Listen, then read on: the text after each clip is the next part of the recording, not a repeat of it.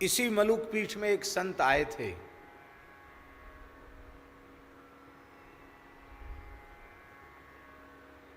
श्री खपटिया बाबा आए थे ना, याद है? ऊपर रुके थे। पढ़े लिखे नहीं हैं, अब तो वृद्ध हैं, पर केवल राम नाम की महिमा से उन्होंने संस्कृत में ग्रंथ लिखे हैं, विविध छंदों में श्लोक लिखे हैं। अद्भुत महात्मा है।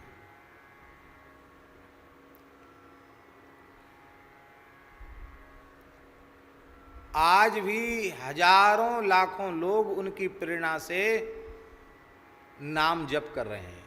ऐसे संत हैं। यहाँ संभवतः 3-4 दिन थे वो, हैं? यहाँ उन्होंने सत्संग भी कराया था।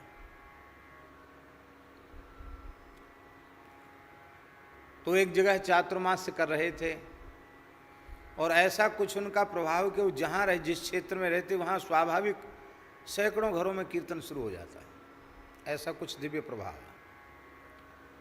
एक जगह चातुर्मास कर रहे थे गंगा किनारे, इधर बलिया तरफ की बात है। तो फूस के झोपड़ी में थे। उसी समय उनके कुटिया में एक भयंकर काला काला पुरुष, जिसके शरीर के रोयां मोटे मोटे, जो सुई होती न, सूजा काले लोहे के, ऐसे मोटे मोटे रोयां थे। बड़ी भयंकर आकृति थी। अकस्मात उनकी पर्णकुटी में वह पुरुष प्रकट हो गया। सिर नीचे था, आंख पलक नीचे की ओर थे, आंख उठा के नहीं देख पा रहा था। उसने कहा, बाबा जी यहाँ से भाग जाओ, बीच चातुर्मास में यहाँ से भाग जाओ, यहाँ मत रहो। उन्होंने कहा, तुम कौन हो? बोले, मैं कलयुग हूँ, इस युग का अधिष्ठाता हूँ।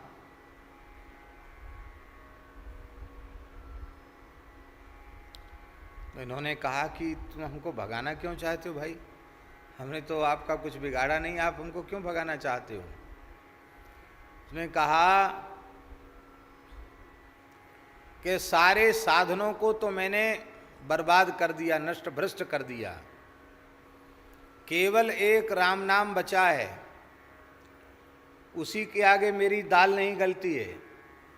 और तुम जहाँ रहते हो सबको राम राम कराते हो, तो मुझे जितने क्षेत्र में राम नाम का जप, राम नाम का कीर्तन होता है, उस क्षेत्र को छोड़कर मुझे भागना पड़ता है। तो हमारे पीछे पड़े हो तुम, इसलिए अब यहाँ से भाग जाओ।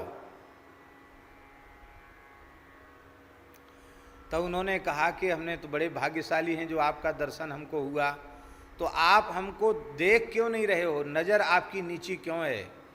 तो उन्होंने कहा कि तुम नाम जापक हो, तुमसे आंख हम मिला नहीं सकते हैं।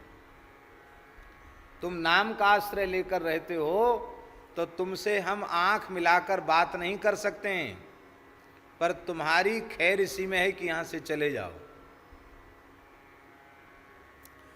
उन्होंने हाथ जोड़कर कहा कि हम आपके काम में बाधा नहीं डालते, आपकी बुराई नहीं करते, कुछ नहीं बोलते, आपके विरुद्ध कुछ बोलते नहीं, कलयुग बुरा है ऐसा भी नहीं बोलते हैं, ना आपकी भलाई करते ना आपकी बुराई करते। हम तो साधु हैं, राम राम करना हमारा स्वभाव है, हमारा धर्म है, हम अपने काम में लगे हैं, आप अपने काम में लगो। ऐसा कहकर उन्होंने सिर झुकाकर प्रणाम किया। कलयुग चला गया, बाबा जी वहाँ से नहीं गए। उसके बाद से उनको कहीं कोई उपद्रव आया ही नहीं। इसका मतलब है कि कलयुग नतमस्तक हो गया।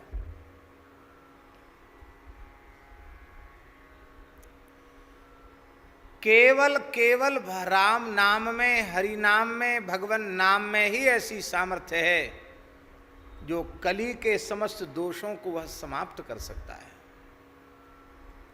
और किसी साधन में इतना बल नहीं है।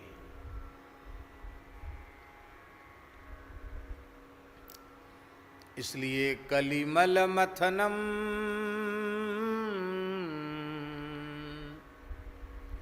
कली के संपूर्ण मल का, दोषों का मथन कर देने वाला है, कली जन्य दोषों को सर्वथा समाप्त कर देने वाला है। पावनम पावनानाम, पावनानाम पावनम, जो पवित्र हो चुके हैं उनको ही पवित्र करने वाला राम नाम है। ध्यान दें, कहना यह चाहिए था कि जो परम अपावन है, अपवित्र हैं, उनको श्री राम नाम पवित्र कर देता है, ये कहना चाहिए था। भाई अपावन को पावन करे तब तो विशेषता, और पावन को ही परम पावन, पावन को ही पावन बनावे तो उसमें क्या वैशिष्ट्य है? नहीं, इसी में वैशिष्ट्य है। इसका आशय है कि श्री राम नाम अपावन को तो पावन करता ही है, जो पावन हो चुके हैं, योग यज्ञ जप तप मख होम स्वाध्याय तीर्थाटन वेद शास्त्रादि का पारायण आदि आदि पवित्र साधन करके जो पवित्र हो चुके हैं, निष्पाप हो चुके हैं, उनको भी नाम पवित्र करता है। इसका आशय क्या है? इसका आशय ये है कि इन पवित्र वैदिक साधनों को करके जो पवित्र हो चुके हैं, उनके जीवन में पुनः कोई अपावनता नहीं आवेगी,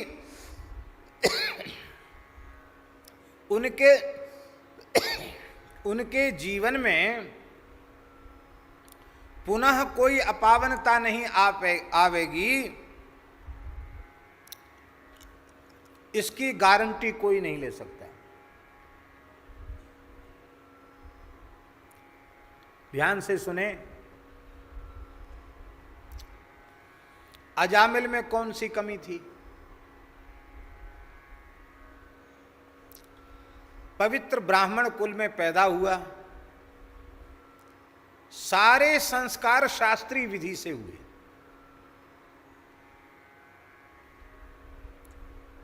गर्भाधान से लेकर उपनयन संस्कार तक, और उपनयन संस्कार से लेकर समावर्तन और विवाह संस्कार तक सारे संस्कार शास्त्र विधि से हुए। वेदों का विद्वान था, त्रिकाल संध्योपासन करता था, माता पिता का भक्त था, वेद का पारायण करता था, और ब्राह्मण को गृहस्थाश्रम में प्रवेश ही अग्निहोत्र की रक्षा के लिए करना चाहिए। अग्निहोत्री ब्राह्मण था। अग्निहोत्री माने ये नहीं होता कि थोड़ा कंडा लकड़ी इकट्ठा किया, कुछ घी तिल स्वाहा स्वाहा कर दिया, अग्निहोत्री हो गई। अग्निहोत्र नहीं है, ये है होम, ये है नित्य हवन या नित्य होम, ये अग्निहोत्र नहीं है। अग्निहोत्र की एक शास्त्रीय पद्धति है, वो गृहस्थ द्विजाति ही अग्निहोत्र कर सकता है।